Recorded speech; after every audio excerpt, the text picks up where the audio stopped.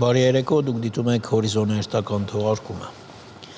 Վարչապետ Նիկոլ Փաշինյանը ընդունել է Ֆրանսիայի Օվերն-Ռոն-Ալպ ռեգիոնի նախագահ Ֆաբրիս Պանկուկի գլխավորած պատվիրակությանը։ Քննարկվել են Հայաստան-Ֆրանսիա բազմոլորտ համագործակցության հարցեր, անդրադառնալով Գորիսում Ֆրանսիայի նորաբաց պատվո հյուպատոսության գրասենյակին, ֆրանսիական կողմը ընդգծել է, որ այն միտված է ոչ միայն դիվանագիտական ներկայության ամրապնդման, այլև կրթական, մշակութային և մարդասիրական ծրագրերի ընդլայնմանը Սյունիքի մարզում։ Վարչապետը կարևորել է Ֆրանսիայի կառավարության Օվերն-Ռոն-Ալպ ռեգիոնի ղեկավարության և բարեկամական խմբի Հայաստանի հանդեպ դրսևորվող կայուն աջակցությունն ու համերաշխությունը, ընդգծելով, որ Հայաստան-Ֆրանսիա հարաբերությունները հիմնված են ընդհանուր արժեքների, պատմական բարեկամության և փոխադարձ վստահության վրա։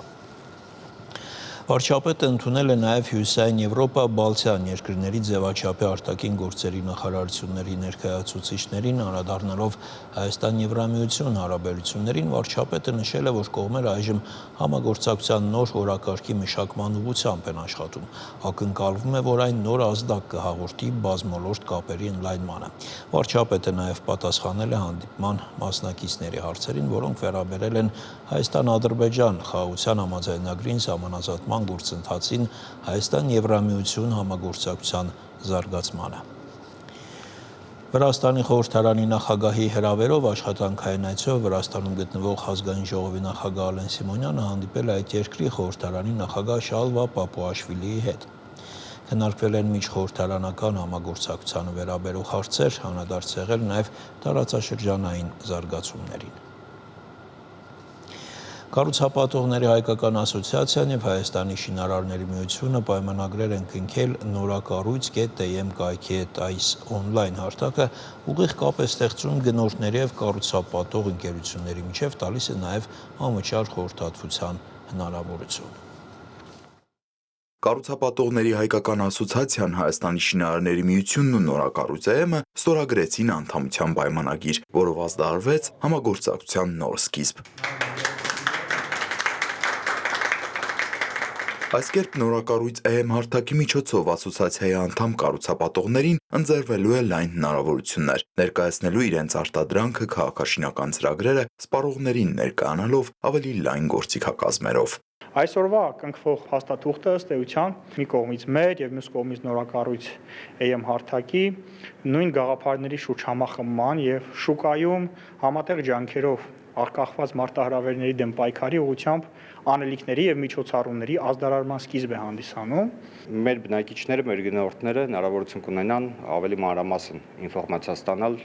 կառուցվող շենքի շինարարի մասին, ծանոթանալ նրա նախկին կատարած աշխատանքներին, պատմությանը շինարարական կազմակերպության։ Գաղտնիք չէ, որ այսօր կառուցապատման քաղաքաշինական բազմաթիվ ծրագրեր կան, որոնք սպառողների լայն շրջանակի մոտ առաջացնում են հարցեր՝ ումից ու որտեղից ձեռք բերել անշարժ գույք։ Գնորդների ցանկությունն է բնականon ձեռք բերել միմիայն վստահության եւ կորպորատիվ պատասխանատվության բարձր մակարդակ ունեցող սուբյեկտներից, որպեսզի չունենան խնդիրներ։ Այս 5 տարվա ընթացքում նորակառույց.am հարթակում ներկայացվել են բազմաթիվ նորակառույց ընկերություններ, նորակառույց շենքեր եւ պրոցեսի ընթացքում հիմք է դրվել կայքում ներկայացնել միայն վստահելի կառուցապատող ընկերություններին։ Այս տարիների ընթացքում գեթ մեկ անգամ չի եղել դեպք, որ ասոցիացիայի անդամ որևէ կառուցապատող ունենա ֆինանսական բնույթի այնպիսի խնդիր, որը առաջացնի հասարակական հնչեղություն, բնակիչների, սպառողների մոտ դժգոհություններ, քաղաքաշինական ծրագրի էական ուշացումներ կամ պետության կողմից կամ համայնքի կողմից դրսևորվող սանկցիոն պատժիչ մեխանիզմների առարկա հանդիսանա տվյալ կառուցապատողը կամ իր ծրագիրը։ Կառուցապատողների հայկական ասոցիացիային մինչև այս անդամակցում էին բացառապես կառուցապատող ընկերությունները։ Այս անդամության պայմանագրով այսօրվանից մեկնարկում է նաև ասոցիացված անդամի ինստիտուտի ներդրման գաղափարը եւ որպես ասոցիացված անդամ առաջինը ներգրավվեց նորակառույց.am հարթակը, որի հետ Գուրգեն Գրիգորյանի խոսքով փոխհարաբերվում են կամ հնարավորություն ունեն փոխհարաբերվելու Հայաստանի գրեթե բոլոր կառուցապատողները։ Տիգրան Վակիմյան, Հայկ Սուքիասյան, Հորիզոն։ Հունիսի 2-ին Ստամբուլում կայացել է Ռուսաստանի եւ Ուկրաինայի պատվիրակությունների բանակցությունների երկրորդ փուլը, կողմերը հրադադարի հարցում առաջընթաց չեն գրանցել։ Սակայն պայմանավորվել են հումանիտար հարցերի շուրջ, մասնավորապես փոխանակել ավելի շատ ռազմագերիների, կենտրոնանալով ամենաերիտասարդների եւ ամենածանր վիրավորների վրա, ինչպես նաեւ վերադարձնել 12000 զոհված զինվորների մարմինները։ Միջազգային անցուդարձի մյուս նորությունները տեսաշարով։ ԱՄՆ նախագահ Դոնալդ Թրամփը պատրաստակամություն է հայտնել մասնակցելու Թուրքիայում Ռուսաստանի եւ Ուկրաինայի նախագահների հնարավոր հանդիպմանը։ Սպիտակ տնից սակայն նշել են, որ դա հնարավոր է, եթե բանակցությունների սեղանի շուրջ նստելու պատրաստակամություն հայտնեն Վլադիմիր Պուտինը եւ Վլադիմիր Զելենսկին։ Սպիտակ տան խոսնակը շեշտել է, ամերիկյան կողմի դիրքորոշումը հստակ է, պատերազմը պետք է դադարեցվի։ Ավելի վաղ Թուրքիայի նախագահ Ռաջեփ Թայիփ Էրդողանն առաջարկել էր անցկացնել քարակողմ հանդիպում, որին կմասնակցեն Ռուսաստանի, Ուկրաինայի, Միացյալ Նահանգների եւ Թուրքիայի առաջնորդները։ Ուկրաինայի նախագահը կողմ է գաղափարին։ Վլադիմիր Զելենսկին նաև անդրադարձել է ռուսական կողմի հուշագրին, նշելով, որ դեռ մանրամասն չի ծանոթացել դրա բովանդակությանը։ Ես դեռ չեմ տեսել ճգնաժամի հաղթահարման վերաբերյալ ռուսական հուշագիրը, սակայն այն կարծես թե ավելի շատ վերջնագրեր, քան լուրջ առաջարկներ է պարունակում։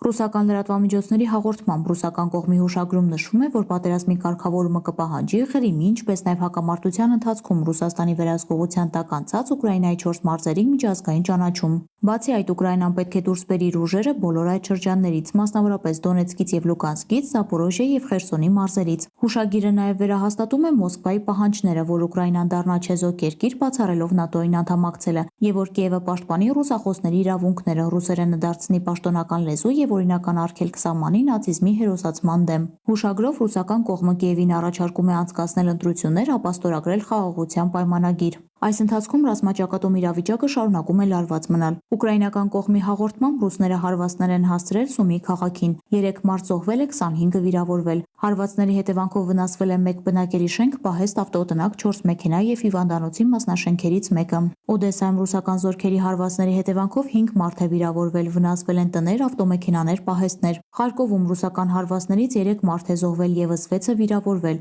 Չեռնիգովում էլ ԱԹՍ-ների հարվածներից կա 4 վիրավոր։ Հրդեհներ են բռնկվել մի քանի հասցեներում։ Վնասվել են շենքեր, դպրոցներ, մի քանի խանութներ, կանգառներ։ Իր հերթին Ռուսաստանի պաշտպանության նախարարությունը հայտնել է ռազմաճակատում գրանցած հաջողությունների մասին։ Ռուսական ուժերը իրենց վերահսկողության տակ են վերցրել Սումիի շրջանի Անդրեևկա բնակավայրը, ինչպես նաև բարելավել են դիրքերը մի քանի ուղղություններում։ Բացի այդ, ռուսները հայտարարել են, որ Զապորոժիայի ու Խերսոնի իրենց վերահսկողության տակ գտնվող հարվածներում ուկրաինական զորքերի հարվածների հետևանքով վնասվել են էներգետիկ ենթակառուցվածքներ։ Զապորոժիայում առանց էլեկտրաէներգիայի է մնացել 450 բնակավայր, տուժել է ավելի քան 600,000 բաժանորդ։ Խերսոնում էլ առանց էլեկտրամատակարարման է մնացել ավելի քան 150 բնակավայր։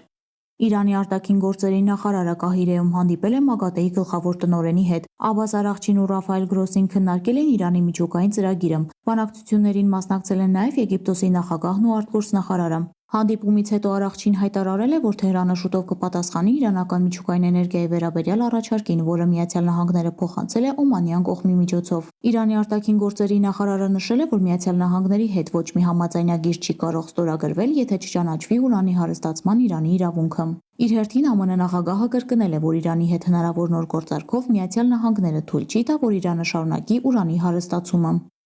Վաշինգտոնի եւ Թեհրանի միջև միջուկային համաձայնագրի շուրջ բանակցությունների 6-րդ փուլն անցկացնելու հնարավորությունը լուրջ կասկածի տակ է եւ կարող է ընդհանրապես տեղի չունենալ։ Այս մասին հաղորդել է CNN-ը հղում անելով իր աղբյուրներին։ Նշվում է, որ Իրանը միջուկային ծրագրի վերաբերյալ ԱՄՆ նոր առաջարկը համարել է անհամատեղելի, անիրատեսական եւ չափից ավելի պահանջներ ներկայացնող։ Անանուն աղբյուրը նաեւ հայտնել է, որ ԱՄՆ առաջարկը տարբերվում է կողմերի միջև նախկինում ձեռք բերված պայմանավորվածություններից։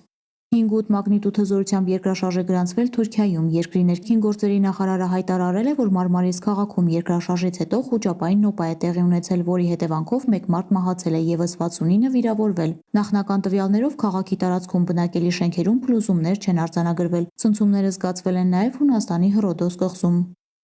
Հարավային Կորեայում անցկացվում են արտահերթ նախագահական ընտրություններ։ Երկրի նախագահի պաշտոնի համար պայքարում է 5 թեկնածու։ Երկուսը հրաժարվել են պայքարից ընտրաշավի ընթացքում։ Ընտրություններում ֆավորիտը դեմոկրատական կուսակցության նախկին նախագահ Լի Ջե-մյունգն է։ Հարավային Կորեայում արտահերթ նախագահական ընտրություններն անցկացվում են, քանի որ ապրիլի 4-ին երկրի սահմանադրական դատարանը միաձայն իշխանությունից հեռացրել էր նախագահ Յուն Սոկ Յոլին։ 2024-ի դեկտեմբերին երկրի ինտիմությունն իմպիչմենթի ենթարկեց նախագահին երկրում ռազմական դրություն մտցնելու փորձի համար։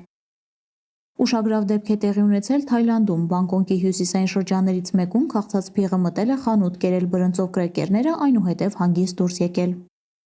Անահիտ Հակոբյան, Հորիզոն։